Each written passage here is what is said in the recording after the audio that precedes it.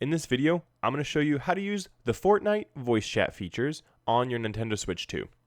Now first, we're going to want to go to the Nintendo Switch system settings. So click on the home button, go over to your system settings, and then go down to audio.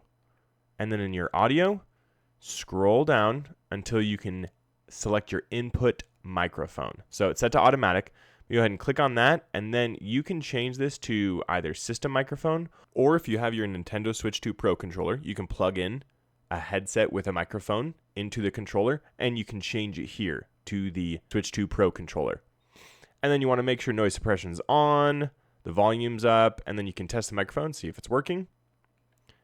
And then we're going to go into the Fortnite settings.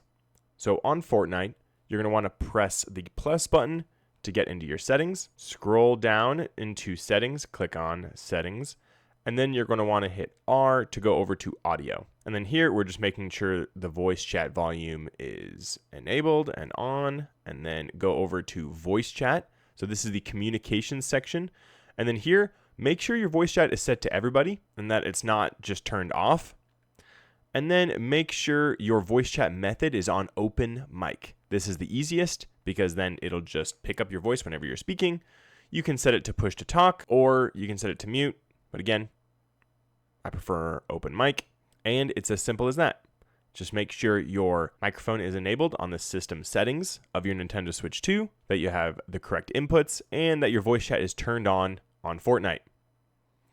And then you're going to go ahead and save those settings. So hit B to save when you exit. And then now you can use voice chat on Fortnite.